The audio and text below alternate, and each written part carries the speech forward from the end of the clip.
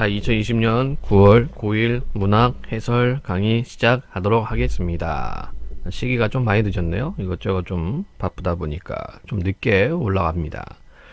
자, 21에서 25번 문제입니다. 윤동주의 눈 오는 지도. 아이고, 펜을 정리를 안 했네요. 네, 펜 정리 좀 해놓고 나는 빨간색이 좋더라. 윤동주의 눈 오는 지도라는 작품이 있고, 그 다음에 김종철의 만나는 법이 있습니다. 그리고 수필하나가 있죠. 정약용에 떠있는 삶 이렇게 되어 있어요. 자, 문제 먼저 보도록 할게요. 21번은 나중에 풀 문제죠. 그 다음에 22번 문제를 먼저 풀 문제. 그 다음에 23번이 나의 A, B, C인데 요렇게 되어 있네요. 요렇게 되어 있으니까 이건 뭐 제껴가는 식으로 이렇게 해도 될 것 같습니다. 24번 편지와 전갈에 대한 설명 포인트 문제가 되겠고, 25번 다를 보기를 참고해 다를 감상해라. 그래서 뭐 다 보고 풀어도 되고요. 다 읽기 전에 이 박스 보고 들어가도 괜찮겠습니다. 자, 그러면 윤동주 씨부터 분석을 해보도록 하지요. 눈 오는 지도 이렇게 되어 있네요. 화면을 조금 더 크게. 네. 자, 시를 볼 때는 항상 세 가지를 기억을 해야 됩니다. 어떤 거였죠? 정서 찾기, 그리고 그 정서가 왜 그랬는지, 그 다음에 표현 기법, 정의표 찾으시면 되고, 그 다음에 심상 정리하면 될 것 같습니다. 자, 볼까요? 순이가 떠난다는 아침에, 순이가 누군지 모르지만 떠나는군요. 자, 이별 상황입니다. 순이가 떠난다는 아침에 말 못할 마음으로 한방눈이 내려 슬픈 것처럼 창밖에 아득히 깔린 지도 위에 덮인다. 자, 슬픈 것처럼. 자, 정서 슬픔 나와 있죠? 그러면 슬픈 이유가 뭐예요? 순이가 떠나잖아. 방 안을 돌아다 보아야 아무도 없다. 그렇죠. 예, 어떤 쓸쓸함 느껴집니다. 벽과 천정이 하얗다. 시각적 이미지죠. 방 안에까지 눈이 내리는 것일까? 정말 너는 잃어버린 역사처럼 훌훌히 가는 것이냐? 이때 너는 누구예요? 순위가 되겠죠? 네, 순위를 뭘로 표현해요? 잃어버린 역사 이렇게 표현하고 있습니다. 지규법 들어갔죠? 그래서 순위라고 하는 개인을 우리도 민족의 역사로 이렇게 비유해서 직유해서 표현해주고 있습니다. 떠나기 전에 일러둘 말이 있는 것을 편지를 써서도 네가 가는 곳을 몰라 어느 거리, 어느 마을, 어느 지붕 및 어느 거리, 어느 마을, 어느 지붕 및 나열하고 있습니다. 나열 열고 너는 내 마음속에만 남아있는 것이냐. 자, 지금 우리가 순위를 뭘로 표현했습니까? 예, 잃어버린 역사, 민족의 역사로 치환할 수가 있다고 얘기를 했죠. 자, 그러면 네가 가는 곳을 몰라요. 그렇다면 우리 민족이 일단 유랑하고 있다는 것을 우리가 이렇게 짐작할 수 있겠죠. 추론할 수 있겠죠. 네 조그만 발자국을 눈이 자꾸 내려 덮여 따라갈 수도 없다. 자, 그러면 이때 눈은 뭐예요? 부정적인 요소가 되겠다. 그치? 너를 따라가고 싶지만은 그걸 자꾸 감추는 그런 역할을 하는 것이 눈입니다. 눈이 녹으면 남은 발자국 자리마다 꽃이 피리니. 자, 남은 발자국 자리마다 꽃이 피어요. 언제? 눈이 녹으면. 자, 그럼 이 꽃과 눈은 대비되고 있습니다. 시어 대비. 그 눈은 부정적, 꽃은 긍정적. 그럼 꽃은 어떤 희망적인 요소라고 우리가 파악할 수 있겠죠? 꽃이 피리니 꽃 사이로 발자국을 찾아 나서면 1년 12달 한양 내 마음에는 눈이 내리리라. 마냥 눈이 내린다. 자, 그래서 너를 찾아가긴 하지만 어때요? 찾기가 힘들겠지. 그래서 내 마음에 눈이 내린다. 이렇게 표현을 했네요. 자, 그러면 우리 아까 가 문제를 풀 수가 있을 것 같습니다. 가 문제 22번 문제가 되겠습니다. 기역 미음 중 감상 내용으로 적절하지 않은 것은 이렇게 돼 있죠. 자, 한방눈이 왜 슬픈 것처럼 덮인다고 했을까? 순이가 떠난다는 아침에 화자의 마음이 슬펐기 때문인 것 같아. 띵동. 벽과 천정이 왜 하얗다고 했을까? 화자는 아무도 없는 방 안에 눈이 내리고 있는 것처럼 느꼈기 때문인 것 같아. 그렇고요.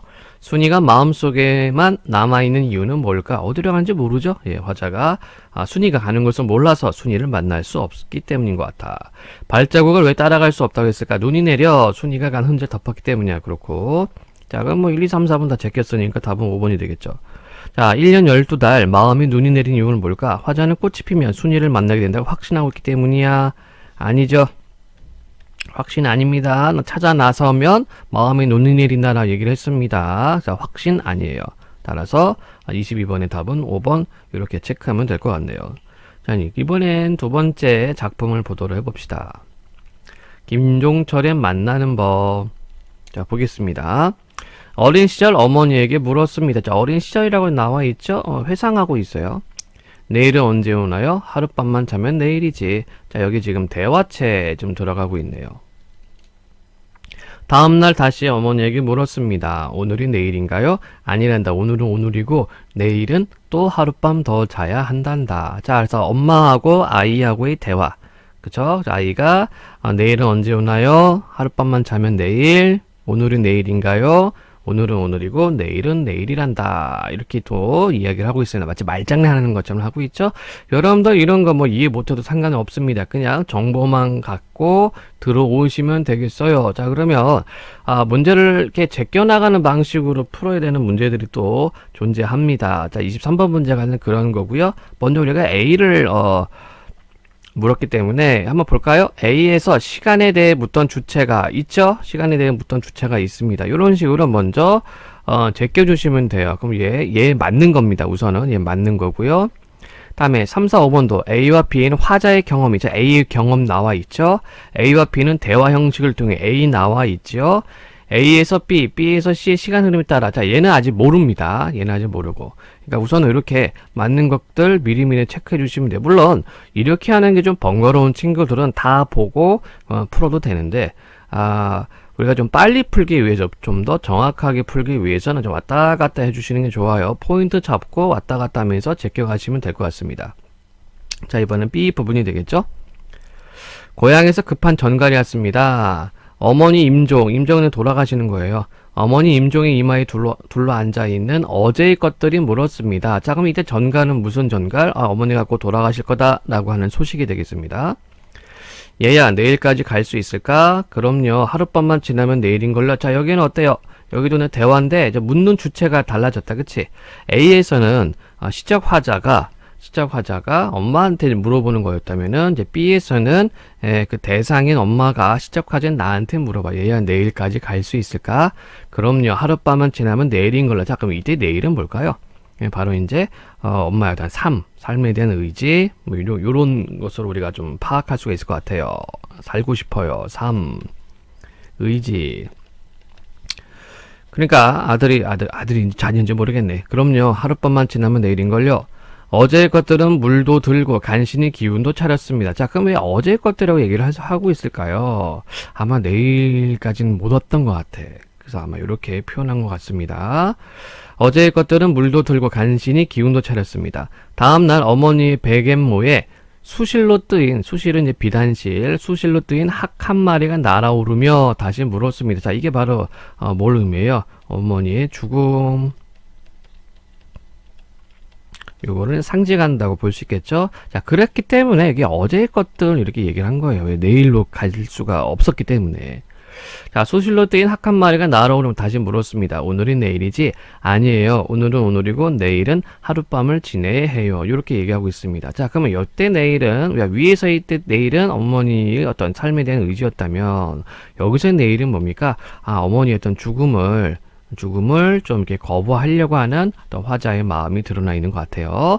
자, 그러면 또 제껴가는 문제 23번이었나요? 네.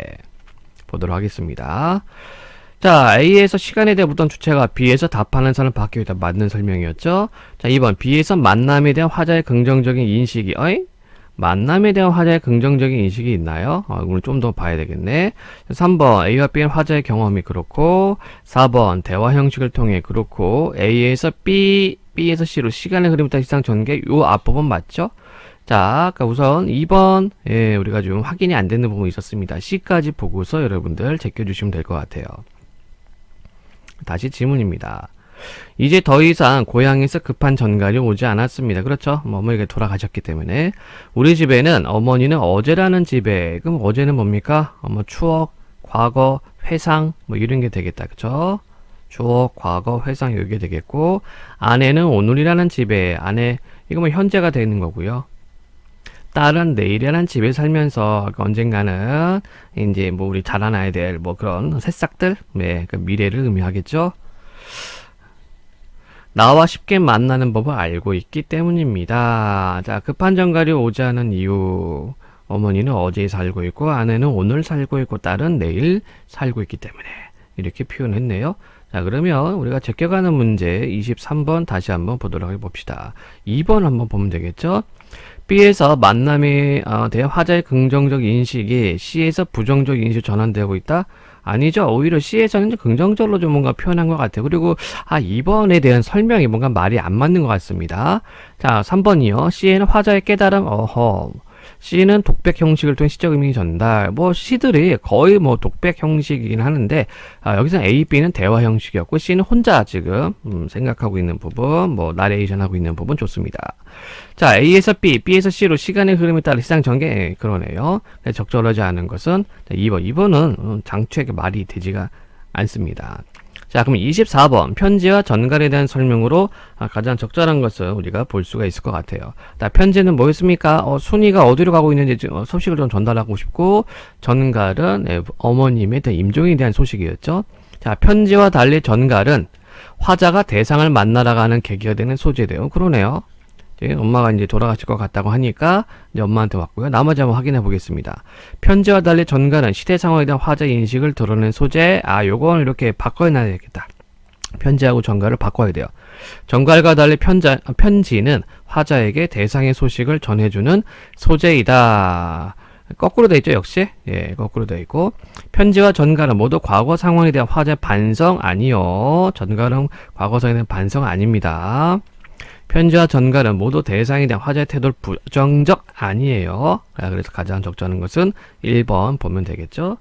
자, 이제 다를 봐야 되는데 25번에 다 박스에 있으니까 미리 좀 보고 들어갈게요. 적절한 거 찾는 문제군요. 자, 떠있음이라는 말에는 가변적, 가변이라는 말은 변화할 수 있다. 유동적, 유동이라는 떠서 움직인다는 뜻입니다. 가변적, 유동적이라는 의미와 덧없다, 무상하다는 의미가 중첩되어 있다. 자, 그럼 이 떠있음이라는 것은 중의적 의미라는 얘기죠. 우리의 삶이란 덧없는 것이고 우리가 만나는 대상들도 덧없는 것이다. 하지만 이 작품은 그 덧없음을 슬퍼하지 말고 순순히 받아들이며 삶을 즐길 것을 제안하고 있다. 순순히 받아들여라. 삶을 즐겨라. 존재의 무상성을 통찰함으로써 오히려 근원적인 긍정에 도달하는 것이다. 그래서 이 작품에서 떠있음은 뭡니까? 긍정적 요소로 작용하고 있다는 얘기가 되겠네요. 자, 요 박스를 통해서 한번 보도록 할게요. 자, 수필을 읽을 때도 시 읽는 것과 똑같은 방식으로 읽으면 됩니다. 정서의 표현 기법이에요. 자, 봅시다. 정약용의 떠있는 삶. 나산처사는 나이가 거의 80인데도 눈동자는 새까맣고 얼굴은 발그레하며 여유로운 모습이 마치 신선과 같다. 직유법 들어가 있네요. 어느 날 다산에 있는 암자로 나를 찾아와 말하였다. 이때 나는 누구? 정약용, 약용의 형이 되겠죠. 아름답도다 이 암자여. 화초와 약초를 보기 좋게 심었고 샘가에는 바위를 둘렀으니 아무 걱정 없는 사람이 사는 곳이로다. 그러나 그대는 귀양온 사람이라 임금께서 그대를 사면하여 고향으로 돌아가게 하라는 명을 내렸으니 만약 오늘이라도 사면장에 도착하면 내일 이미 그대는 여기 없을 것이다. 그런데 무엇 때문에 꽃 모종을 심고 약초 씨앗을 뿌리며 샘을 파고 못과 도랑을 만들고 이때 무슨 연못이에요? 못과 도랑을 만들고 바위를 세우는 등 마치 오래오래 여기 살 것처럼 일을 벌이는가? 자, 여기서 지금 질문 던지고 있죠? 여기 장소가 너무 아주 좋아요. 아주 기가 막힌 장소입니다. 근데 너는 이제 너는 약용이죠? 너는 이제 곧 귀양 풀리면 한양으로 돌아갈 건데 왜 여기서 이걸 꾸미고 있느냐? 왜 꾸밈? 라고 나산처사가 질문했습니다. 나는 30여 년 전 나산의 남쪽에 암자를 세우고 거기에 사당을 모시고 거기서 자손들을 길렀다네. 그러나 대충 깎은 나무로 기둥을 세우고 낡은 밧줄로 얽어 놓았으며 뜰과 채마밭은 가꾸지 않아 잡초가 무성하다네. 자, 여기 보세요. 대충 깎은 어쩌고저쩌고 무성하다네 어쩌고저쩌고. 그러니까 지금 나산처사는 어때요? 꾸미지 안 꾸며 안 꾸밈. 대충대충 사는 거야. 겨우 그때그때 수리만 할 뿐이라네. 왜 이와 같이 하겠는가?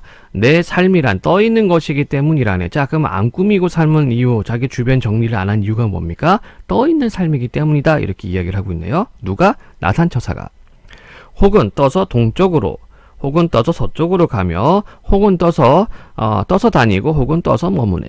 떠서 갔다가 떠서 돌아오니 그 떠있으면 그치질 않지. 그래서 내 호를 떠있는 사람이라는 뜻에서 부부자 라 하고 내 사는 집을 떠있는 집이라는 뜻에서 부암이라 하였네. 나도 이와 같은데 하물며 자네야 어떠하겠나. 자네가 이렇게 정원을 가꾸는 것이 나는 이해가 되지를 않네. 자, 그러니까 나산처사 입장에서는 어때요?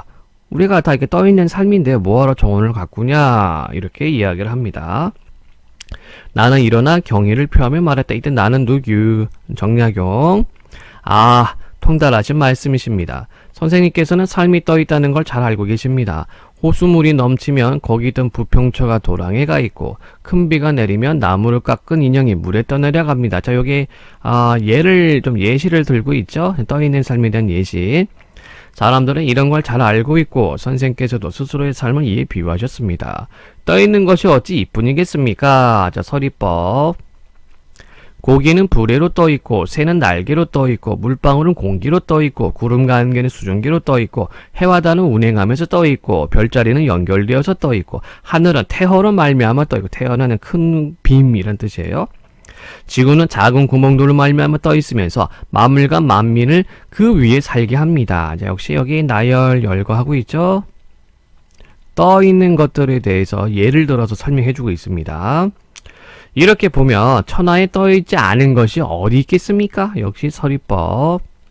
여기에 어떤 사람이 있어 큰 배를 타고 바다로 나가서 배 위에 한 잔의 물을 쏟아놓고 거기에 작은 풀잎을 배처럼 띄운다고 합시다. 자, 여기 또 사례 제시 또 하고 있죠. 자신의 또 주장을 위해서 사례 제시를 하고 있어요. 그러고는 그것이 떠있는 걸 비웃으면서 정작 자기가 바다에 떠있는 사실을 잊어버린다면 그를 어리석다고 여기지 않을 사람이 드물 테지요. 지금 천하에 떠있지 않은 것이 없거늘 선생께서는 떠있음을 홀로 상심하시어 자신의 이름과 집에 그런 뜻을 드러내셨는데요. 떠있음을 슬프게 생각하는 것은 잘못이 아닐까요? 자, 요 부분에는 이제 정약용의 반박이 일어나죠.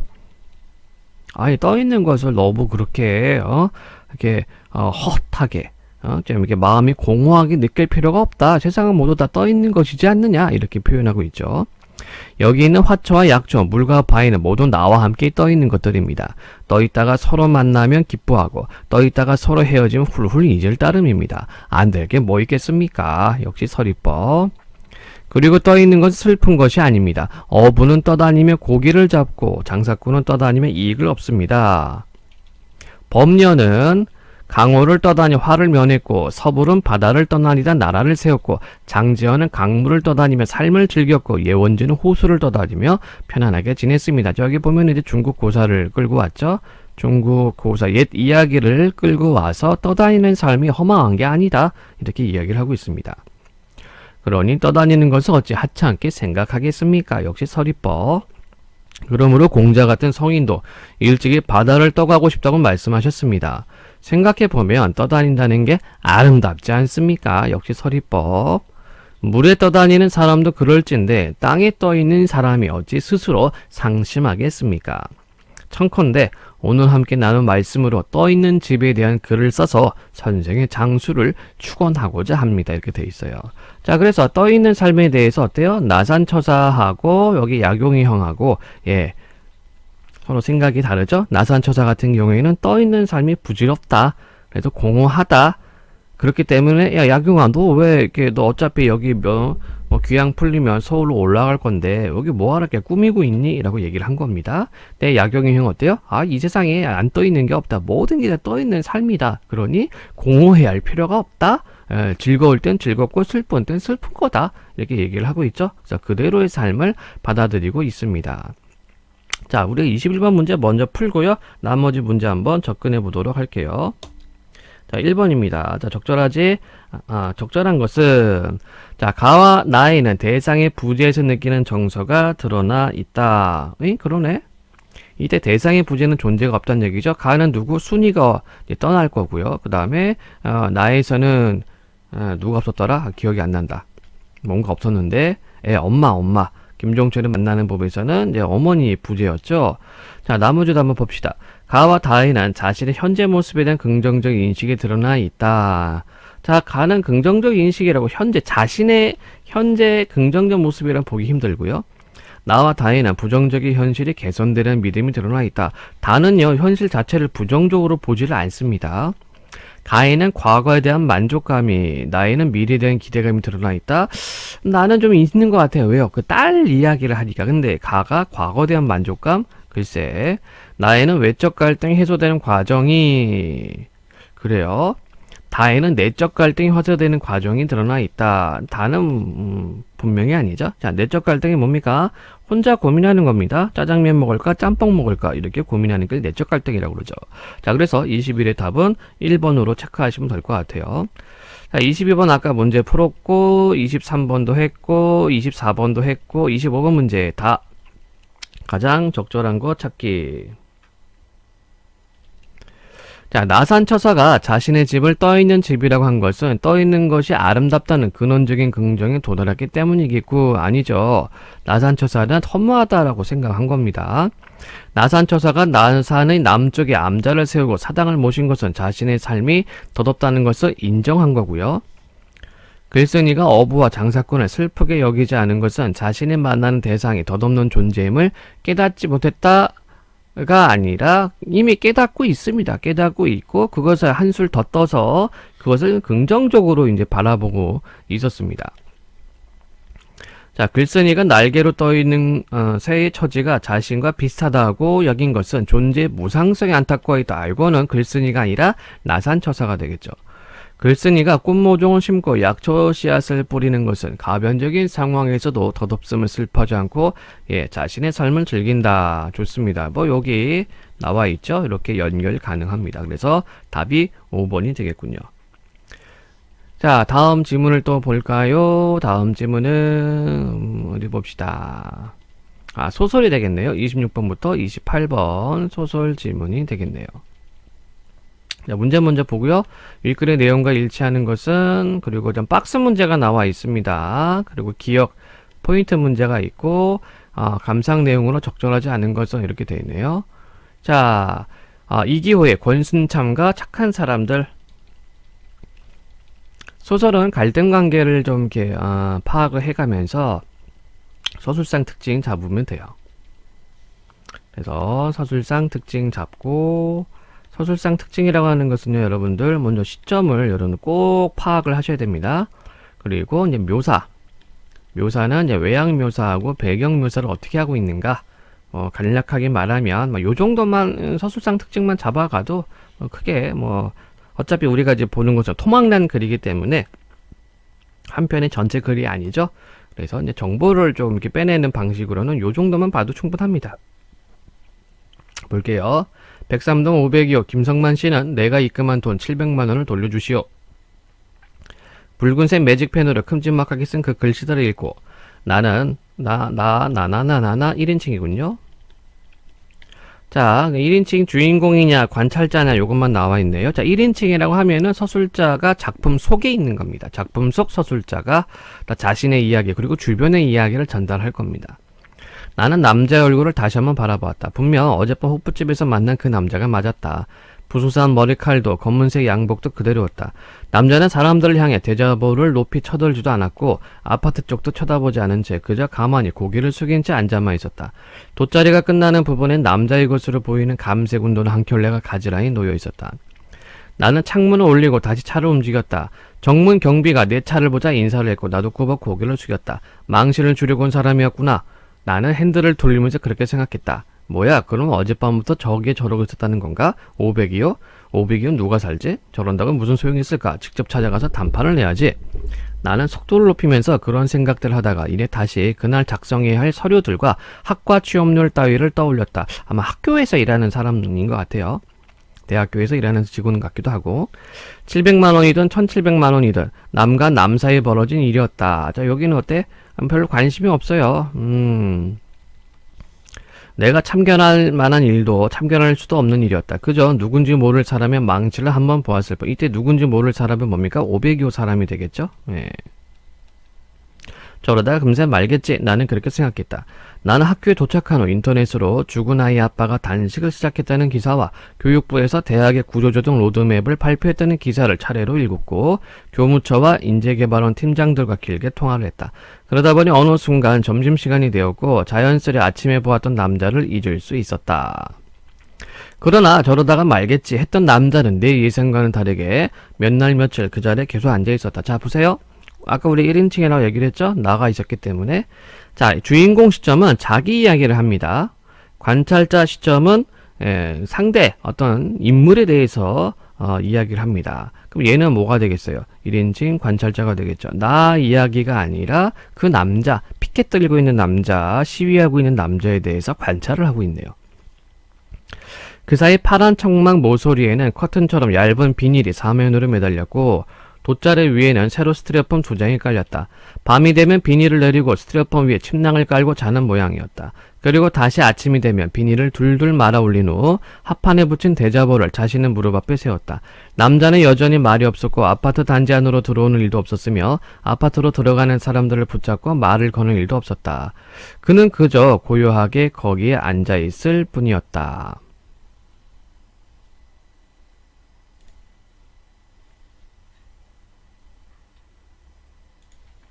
그 며칠 사이 나는 참 좋은 마트 사장에게서 남자에 대한 사정을 좀 더 자세히 듣게 되었다. 그게요, 사장이 좀 딱하게 됐더라고요. 참 좋은 마트 사장은 나를 빛이 팔아서 의자에 앉힌 후 음료수 한 병을 따주면서 말을 이었다.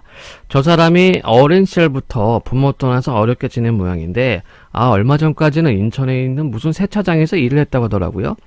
한데 저 사람 어머니라는 분이 몇 달 전에 갑자기 찾아와서는 자기가 빚을 졌으니 조금 도와달라고 하면서 계좌번호를 놓고 간 모양이에요. 알고 봤더니 이 사람 어머니라는 분이 사채를 쓴 모양인데 주호 당집 주방에서 일했다나 뭐 했다나 어쨌다나 뭐 아무튼 거기에서 일하다가 관절염 때문에 그만두고 철없이 사채를 썼나 봐요. 처음에 200만 원을 빌린 게 금세 400만 원이 되고 600만 원이 되고 700만 원이 된 모양이에요. 그러니 덜컥 겁이 났겠죠. 그래서 할 수 없이 오래전부터 왕래가 없던 아들을 찾아간 모양인데 남자도 선뜻 돈을 보내지 못한 모양이에요. 당장 그만한 돈을 마련하기도 어려웠겠지만 뭐 안 봐도 뻔한 거 아니겠어요? 그거 왜 섭섭하고 원망 같은 게 없었겠어요? 이때 섭섭하고 원망 같은 거는 이제 그 엄마에 대한 부모 자식 간에 대한 그런 관계가 되겠죠? 딱 봐도 해준 것도 없는 어머니 같은데 갑자기 찾아와서 도와달라고 하니 아무튼 그래도 이 사람이 몇 달 뒤에 그 계좌로 돈을 넣은 모양이에요. 군소리 없이 700만 원 전부. 자, 여기 보면은 요약적 제시가 좀 들어가 있어요. 요약적 제시라는 것은 시간을 압축적으로 그리고 인물의 행위를 제시를 해주는 겁니다. 그러니까 참 좋은 마트 사장 대화, 입을 통해서 대사를 통해서 그 남자가 어떤 처지에 있었는가를 이렇게 상황풀이를 해주고 있죠. 요약적 제시 있습니다. 참 좋은 마트 사장은 그 대목에서 잠시 말을 끊었다. 언제부터인가 란 헤어센스 여사장도 우리 옆에 와서 자리를 잡고 앉아 있었다. 매미가 울고 날파리가 많은 여름 저녁이었다. 한데 여기서부터가 더 안타까운 얘기인데 그 사이에 저 사람 어머니도 그 돈을 갚았다는 거예요. 살고 있던 방 보증금도 빼고 여기저기 아는 사람들한테 조금씩 융통도 하고 그리고 그 돈을 갚고 얼마 뒤에 바로 돌아가셨대요. 어머니 돌아가셨군요. 중략. 그래도 저 남자하고 정이 참 많이 들었는데 뭘 한 것도 없지만 몇 달 동안 매일매일 얼굴 보고 인사했는데 자, 몇 달 동안이네요? 그냥 몇 달 동안 시위했다는 얘기입니다. 그러니까 500요 남자한테 돈을 보내고 아마 500요 사람이 사채하는 사람 같아. 그쵸? 500요가 사채하는 사람이고 남자가 여기다가 이제 700만 원을 보낸 거죠. 근데 어머니도 어머니도 이미 700만 원을 갚았어요. 그러니까 남자가 자기 돈 700만 원을 돌려달라고 하는 거겠죠.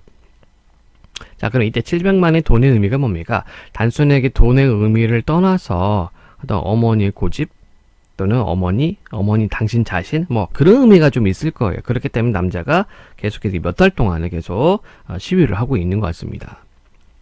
자, 계속 내용 보도록 하겠습니다. 자, 그나마 첫소리 내리기 전에 일이 이렇게 돼서 얼마나 다행이에요. 저러다가 겨울 맞으면 큰일 나죠.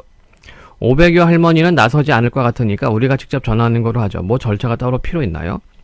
나는 거기까지만 듣고 참 좋은 마트를 나섰다. 바로 집으로 들어가려다 말고 나는 걸음을 멈춘 채 뒤돌아 남자를 한번 바라보았다. 남자는 대자보판을 아예 양팔로 끌어안은 채 꾸벅꾸벅 졸고 있었다. 남자는 이제 어디로 가게 될까? 인천도로 돌아가겠지.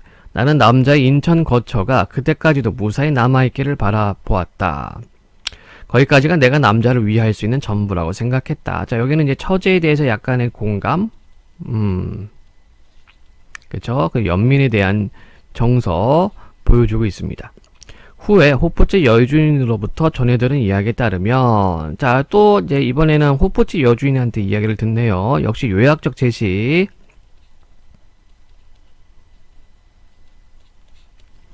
그 남자는 권순찬 씨의 행동, 그 남자가 권순찬 씨 편지 봉투에 정성껏 5만원권 진폐로 700만원을 마련해가 아파트 입주민들을 충분히 당혹스럽게 만들었다고 한다. 입주민 대표는 여비 쪽으로 따로 20만원이 든 편지 봉투도 들고 갔고 신문기자를 부르지 않았지만 참 좋은 마트 사장이 스마트폰으로 그 모든 과정을 동영상으로 남기기로 했고 사람들은 남자와 일일이 악수를 하며 박수를 칠 생각이었으며 기꺼이 남자의 천막 철거 작업을 도울 작정이었지만 하지만 남자는 사람들에게 모든 선의를 거부했다. 저는 이 돈을 받을 수가 없습니다. 남자는 그렇게 말하고 다시 대자보판을 잡고 제자리에 앉았다. 아니 권순찬 씨, 이게 우리가 다른 뜻이 있는 게 아니고요. 500이호 할머니 대신해서 전해드린 겁니다. 여기 500이호 할머니 돈도 포함되어 있어요. 입주민 대표가 그렇게 말했지만 남자는 요지부동이었다.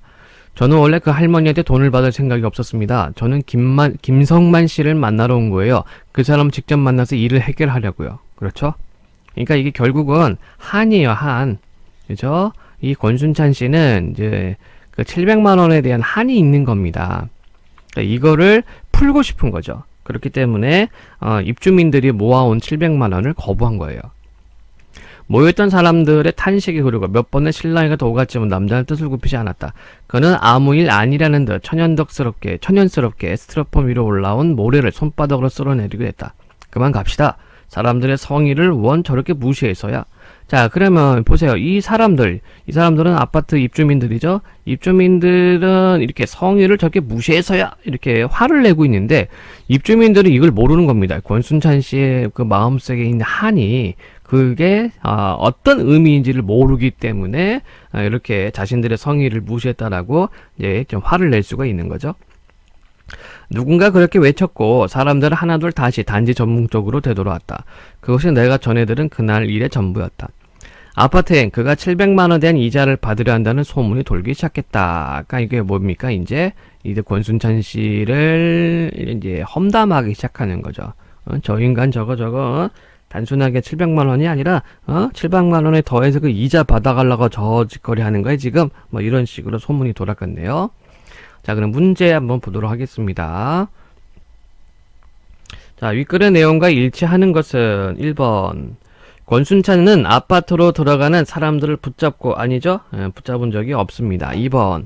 권순찬은 500여 할머니에게 자신의 일을 해결을 호소하고 있다. 아니에요. 그냥 피켓만 들고 시위를 하고 있었습니다. 3번. 나는 권순찬이 인천거처가 권순찬이 돌아갈 때까지 무사히 남아있기를 바라고 있다. 네, 연민의 정서 들어있던 부분. 4번. 나는 처음부터 권순찬이 아파트 단지 앞에서 오랫동안 머물 거라는 것을 예상하고 있었다. 아니고요. 나는 작성해야 할 서류에 대한 생각 때문에 권순찬의 일에 참견하는 것을 다음으로 미루고 있다. 아예 참견할 생각을 안 했습니다. 자, 박스 나와 있지요. 선생님, 이 작품의 뒷부분에서 권순찬은 누군가의 신호로 아파트에서 쫓겨납니다. 그 후 나는 외제차를 타고 나타난 김성만 씨를 목격하고 자신과 입주민들의 모습을 돌아보게 됩니다. 입주민들은 작품의 제목처럼 착한 사람들입니다. 그러나 문제의 원인과 해결책을 자신들의 입장에서만 찾은 입주민들은 자신들이 베푼 선의를 거절했다는 이유로 권순찬에게 화를 냅니다.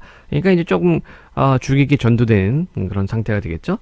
이 작품은 문제의 진짜 원인을 보지 못하고 애꿎은 사람들에게 화를 냈던 우리의 모습을 반성하게 합니다. 자, 기억을 통해 추론할 수 있는 내용으로 가장 적절한 것은 사람들이 이제 권순찬에 대해서 험담하게 되었다는 것이죠.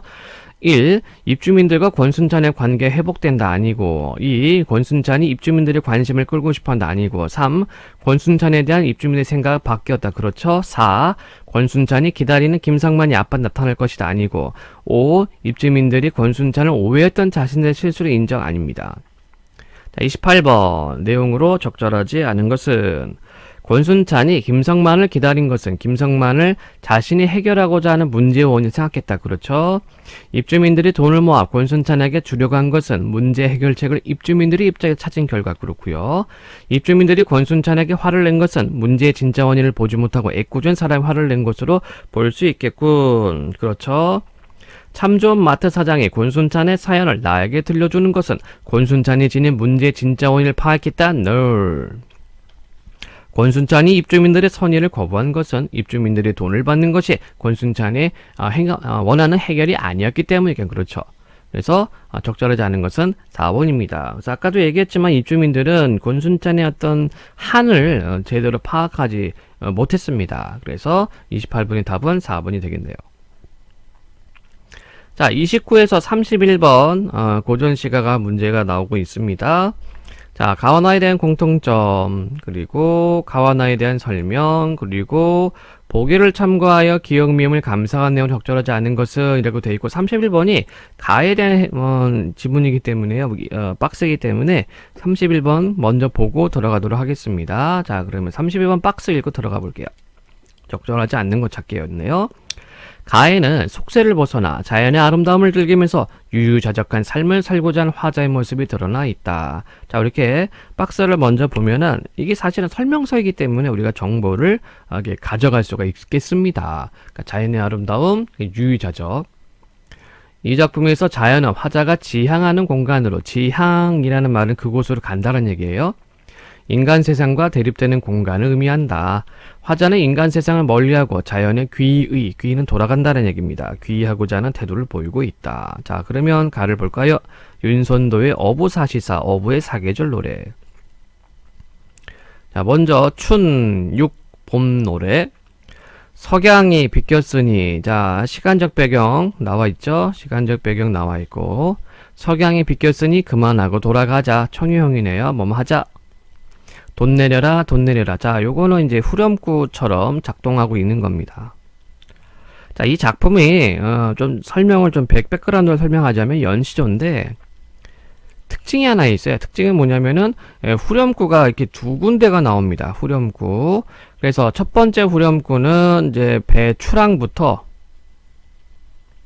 귀향까지 다시 돌아오는 그런 내용이 있고요. 그 다음에 두 번째 후렴구 같은 경우에는 의성어를 쓰고 있습니다. 자, 그래서 석양이 비꼈으니 그만하고 돌아가자. 돈 내려라, 돈 내려라. 버들이면 물가의 꽃은 굽이굽이 새롭구나. 자, 뭐 자연물이죠. 찌국정은 막 삐그덕삐그덕 노젓는 소리예요. 노젓는 소리. 노젓는 소리. 의성어 들어있고, 어서와는 의여차, 으라차차. 사람들 힘줄 때 하는 소리입니다. 삼공은 삼정승, 여의정, 우의정, 좌의정. 삼정승을 부러워하랴, 서리법 있네요. 만사를 생각하랴, 모든 일, 이건 뭐 세상 일이 되겠죠? 세상 일을 생각하랴, 역시 서리법이죠.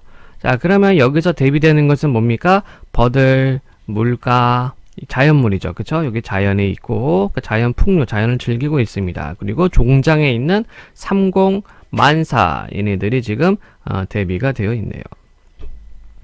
자, 그래서 기억, 문맥 의미 파악하기 보도록 해봅시다. 1번, 기억은 속세의 사람들이 추구하는 가치에서 벗어나 화자의 모습을 드러낸다고 볼 수가 있죠? 네, 당연히 맞는 이야기가 되겠네요. 자, 다시 두 번째 연 보겠습니다. 하1. 구준비 멎어가고 시냇물이 맑아온다. 자, 역시 풍경을 묘사해주고 있네요. 뱃더라 후렴구죠. 낚싯대 둘로매니 깊은 흥을 못 금하겠다. 금하지 못하겠다는 얘기죠. 자, 이때 깊은 흥이 뭡니까? 자연의 흥, 자연의 흥치.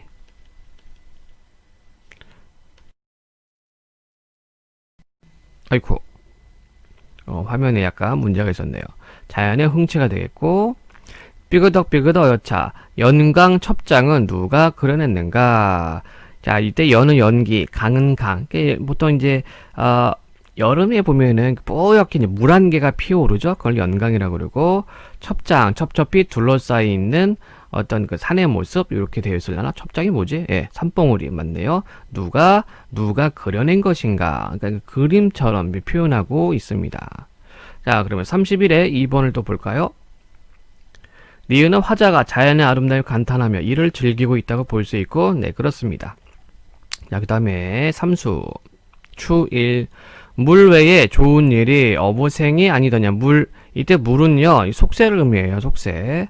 그러니까 외는 바뀌죠? 그러니까 속세 밖에 좋은 일이 어부생이 아니더냐. 역시 서리법이죠. 자, 그럼 디귿 확인해야 되겠죠? 31에 3번. 디귿은 인간 세상과 대립되는 자연으로 화자가 지향하는 공간을 줬습니다. 다시 지문으로 올게요. 뱃더라. 어흥을 웃지 마라. 그림마다 그렸더라. 진짜 어흥은 이제 고기 잡는 늙은이라는 뜻으로 옛날 그림들 보면 항상 낚시하는 사람들이 나옵니다. 네, 이렇게 표현했어요. 사시흥이 한 가지나 추강이 으뜸이라. 사계절 흥이 한 가지다 똑같지만 추강 가을강이 으뜸이다. 이렇게 얘기를 하고 있습니다. 자, 그 다음에 동사 8. 물가에 외로운 소나무. 물가에 외로운 소나무는 혼자 어찌 씩씩한가. 뱀에어라 뱀에어라. 자, 31에 4번 봅시다. 자연에 귀의하지 못한 사람으로 화자가 안타까운 대사 아니죠? 자, 물가에 외로운 솔, 이건 자연물입니다. 자연물. 자연에 귀의하지 못한 사람이 아니네. 자, 그래서 4번이 틀린 것 같고요. 5번도 혹시 확인해 볼게요. 물가에 외로운 소나물은 혼자 어찌 씩씩한가? 험한 구름 탓지 마라. 한치 마라는 탓하지 마라는 얘기예요. 험한 구름을 탓하지 마라. 세상을 가린다. 자, 그럼 이때 구름 부정적인 요소가 되겠다. 그쵸? 세상을 가릴 수도 있으니까 괜히 걔한테 뭐라고 하지 마. 이런 얘기네요. 파랑성을 싫어하 마라. 진원을 막는다. 파랑성, 이건 파도 소리입니다. 파도. 성은 소리. 파도 소리를 싫어하지 마라. 진헌.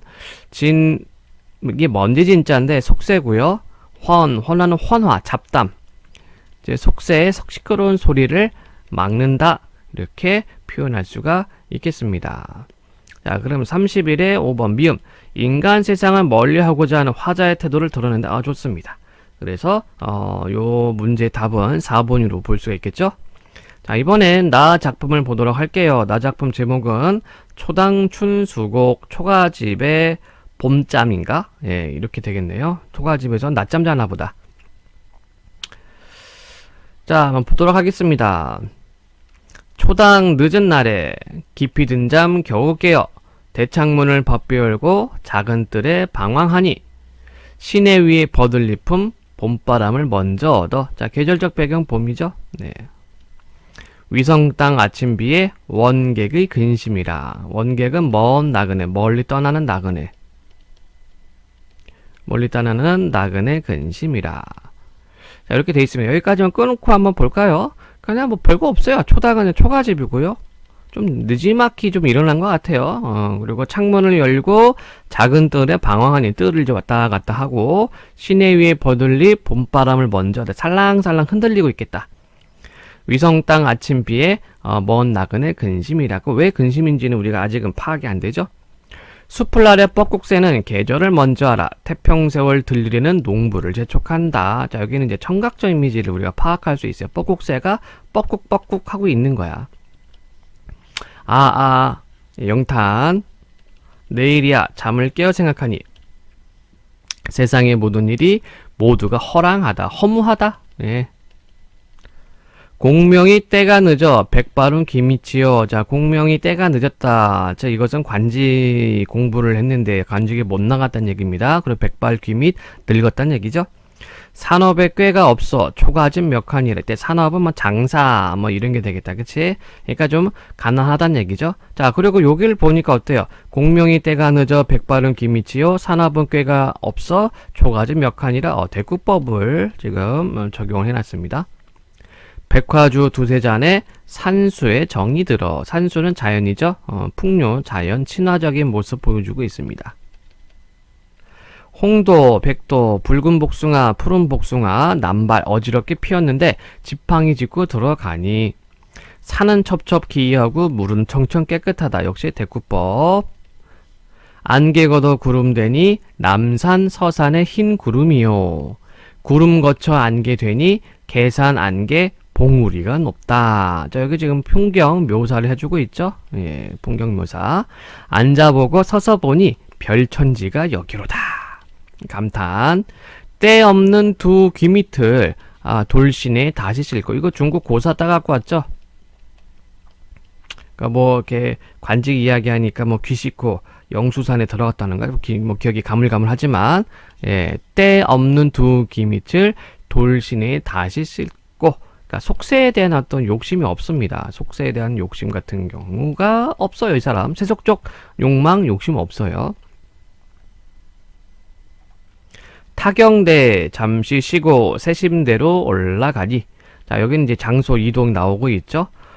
이게 뭐 전망대 할 때 대인데, 이게 뭐 실제로 무슨 건물을 만든 것은 아니고요. 아마 그럼 바위, 절벽 요런 것들을 옛날에는 무슨 대 이렇게 많이 불렀습니다. 그러니까 이제 뭐 경치 구경하느라고 여기저기 왔다 갔다 이동하고 있는 모습이에요. 타경대에서 잠깐 쉬고 세심대로 올라가니 풍대의 맑은 바람, 심심 마음과 몸이 시원하고 월사의 밝은 달은 맑은 의미가 일반이라. 일반이란 말은 뭐 이렇게 우리가 보통 일반적이다, 보편적이다 이런 말을 쓰죠. 멀리 퍼졌다는 얘기입니다. 네. 그래서 이렇게 제목 그대로 초당춘수고 초가집에서 봄잠 노래란 뜻이네요. 좀 늦지막히 일어나서 주변 풍경을 한가롭게 구경하고 있었습니다. 그래서 자연을 즐기는 그런 모습이 드러나고 있네요. 자, 29번 가와 나의 공통점으로 가장 적절한 것은 의인화된 대상을 통해 세태비판. 지금 우리가 나를 봤잖아요. 세태비판 없었습니다. 서리적 표현을 통해 시적 의미를 강조하고 있다. 자, 나의 서리적 표현이 있었나? 가에는 있었는데 나에는 서리적 표현이 따로 뭐 없었네요. 그쵸? 우리가 체크를 못했습니다. 가에는 뭐 서리적 표현이 있었는데 나에는 서리적 표현이 없고요. 영탄적 어조를 통해 화자정서 부각. 자, 나의 영탄적 표현이 있었죠? 여기 있고요. 그러면 가도 한번 확인해 봐야 되겠죠? 가의 영탄은 어디 있습니까? 영탄. 가에서 영탄 우리가 확인을 못했나? 새롭군. 여기 있네요. 구비 새롭구나. 네, 뭐 하는구나. 네, 여기도 있고 누가 그려낸 것인가? 뭐 서리법으로 이렇게도 있고요. 예, 영탄 어조 확인했습니다. 자, 나머지 볼까요? 촉각적 심상은 이제 손으로 만진다는 건데 촉각적 심상 없고요. 역설적 표현 당연히 써있지 않습니다. 그래서 가장 적절한 것은 영탄적 어조 이렇게 되겠습니다.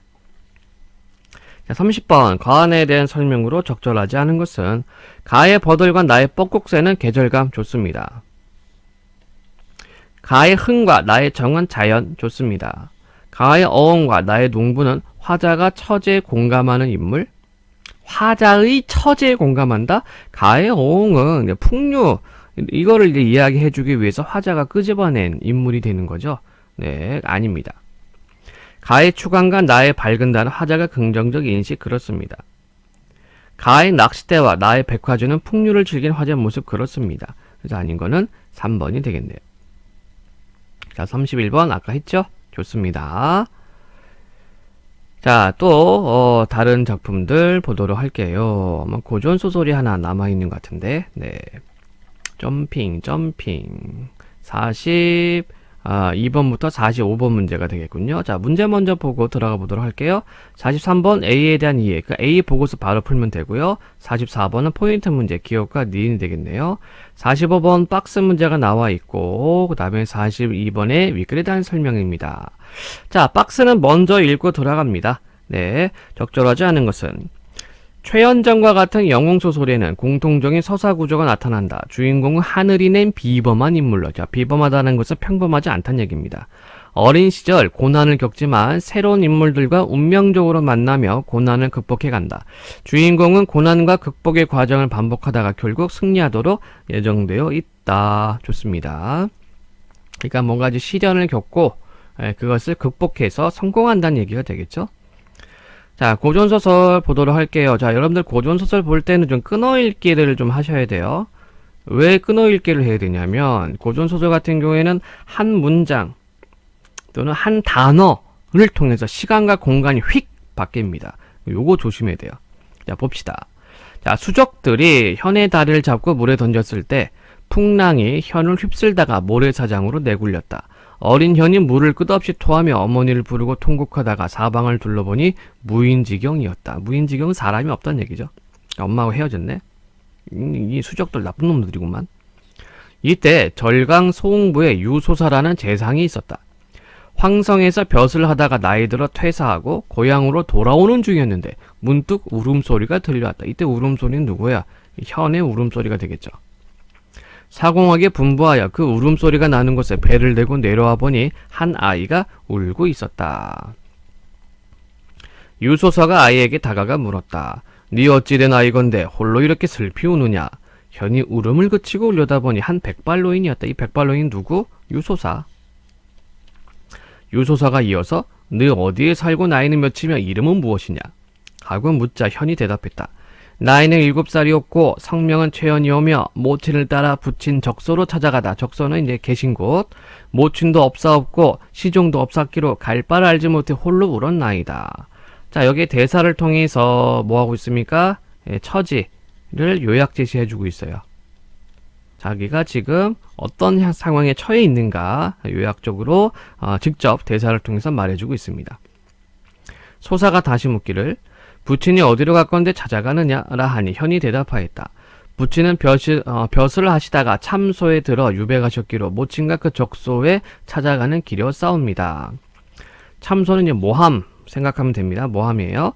유소사가 현을 데리고 집으로 돌아오서는 부인에게 말했다. 보세요, 지금 장소가 달라졌죠? 이렇게 한 문장으로 뿅 달라졌습니다. 그럼 반드시 끊고 가야 됩니다. 자, 그러면 윗부분에서는 지금 유소사하고 현의 만남 이렇게 됐죠?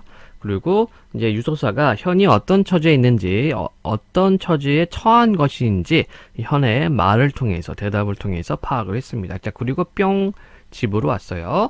유소사가 현을 데리고 집으로 돌아와서는 부인에게 말했다. 간밤에 한 꿈을 얻었는데 백발노인이 와 이르되 그대 일생 자식 없음을 서로하며 양자를 데려왔으니 수양아들로 삼아 잘 기르라 하시기로 이 아이를 데려왔소이다. 자, 그러니까 유소사가 현을 뭘로 삼아요? 수양아들로 삼겠다는 얘기죠.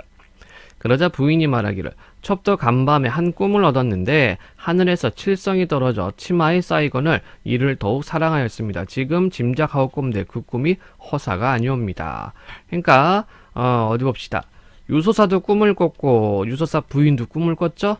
네. 중략 부분 끊고 정리. 그래서 유소사의 만남이 어때요? 예. 우연적 만남이 아니라 이미 운명적으로 정해져 있었다. 이렇게 우리가 파악할 수가 있겠습니다. 자, 줄거리입니다. 유소사의 양자로 살아가던 최연은 유소사 부부가 죽자 의지할 곳이 없어 양식을 빌며 정처 없이 떠돌던 중 한 도사를 만나게 된다. 이땐 또 도사가 또 조력자로 나오네요. 이 칼은 천사검이요 이 책은 옥합경이라 성인군자가 가질만한데 만일 그대 곧 아니면 가질 사람이 없는 까닭으로 사해는 세상을 두루 돌아 이제야 전하노라. 그대는 삼가 누설하지 말라. 현이 일어나 2번 절하고 소생은 인간에 천한 것이라 이 두 보배를 어찌 지니리이까. 이 두 보배는 뭡니까? 천사검과 옥합경이죠. 바라노니 존공은 지닐 사람에게 주시옵소. 존공, 이 도사를 높여서 이렇게 말했어요. 하니 도사가 웃으며 말했다. 하늘이 그대를 내실 때 대명 큰 명나라를 위하여 내셨도다. 또한 천사 옥갑은 그대를 위하여 내신 것이니 어찌 사양하리오. 설사 보배라 한들 내어 쓰지 못하오니 그 어찌 소생이 가질 바이리까. 엎드려 바라건대 존공은 가져가시어 제 임자에게 전하소서. 자, 계속 이 유현이가 최현이죠. 최현이 계속 거절하고 있어요. 어찌 이같이 고집하든가. 이 두 가지를 가지면 영화를 누리며 대국을 편안하게 하고 이름이 사해에 진동할 것이니 어찌 사양함이 이같이 심하리오. 이 칼이 비록 설이었으나 쓸 때를 당하면 자연히 저절로 빠져나와 펼치면 길이가 8척이라. 이 두 가지 보배는 서천 서역국에 떨어져서 서기가 천하에 비추었으되 서기는 상서로운 기운 좋은 기운이 천하에 비추었으되 찾아갈 사람이 없어 이 늙은 것이 3년을 수고하고 그들을 찾다가 오늘 여기에 와서 전하는 것이니 부디 잘 간수하라. 멀지 아니하여 상장군의 절월과 도끼 대원수의 인신을 찰 것인 도장 그때를 당하면 이 노인의 말을 생각하리라. 그러니까 여기서 말하는 것은 뭡니까? 야, 이거 네 거야, 너 가져, 이렇게 얘기를 하고 있고, 그 다음에 앞날을 좀 암시해주고 있죠. 앞날을 암시라기보다는 뭐 직접적으로 뭐 이야기를 한 겁니다. 자, A 부분 43번 A에 대한 이해로 가장 적절한 것은 자신의 권위를 내세우며 아니요. 과거와 현재를 비교하며 상대방이 달라진 태도 비판 아니요. 제안을 수용할 경우 일어난 일을 언급하며 상대방 설득 내 자신의 본심을 숨긴 채 질문을 던지며 아니요. 상대방의 말과 행동이 불일치함을 지적 아니요. 답은 3번. 다시 지문을 보겠습니다. 현이 공손히 대답하였다. 정녕 그러하오면 사양할 수 없었거니와 미천한 소생을 위하여 여러 세월을 수고하시니 마음이 황공무지하옵니다. 감히 묻고자 하니 존공의 거주, 주소, 어디 살고 있는 존호, 이름을 알고 싶습니다. 나의 이름은 공진술이여 살기는 공동산에 있으니 차후에 혹여 급한 일이 있거든 공동산으로 찾아오거라. 할 말은 무궁하나 급히 떠나니 그대는 7년 전에 갔던 남경 순천부로 찾아가라.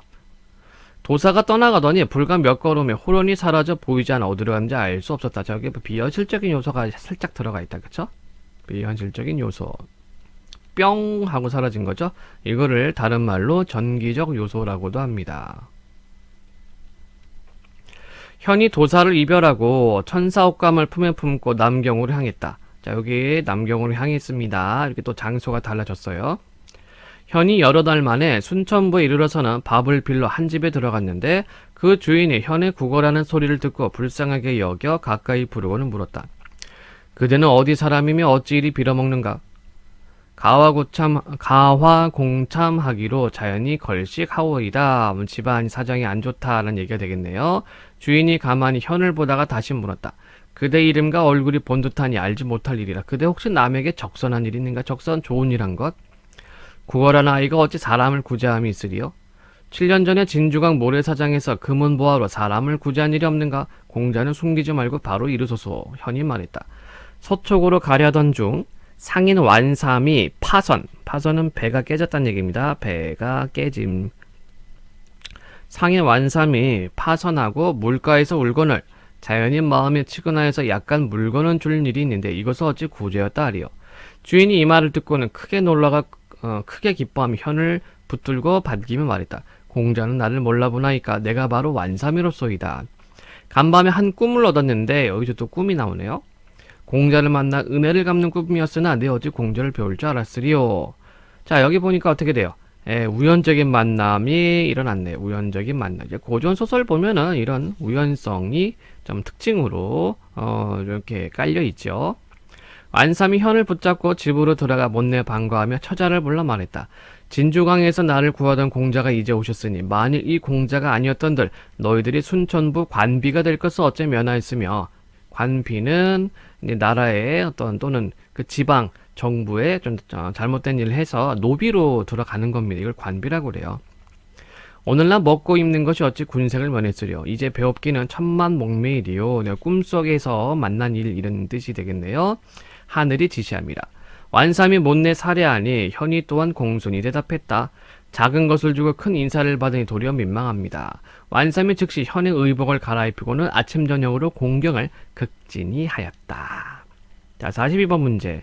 윗글에 대한 설명으로 가장 적절한 것은 언어 유희를 통해 인물을 휘화하고 있다. 이제 언어 유희 없죠? 언어 유희는 말장난 치는 건데 이는 없습니다.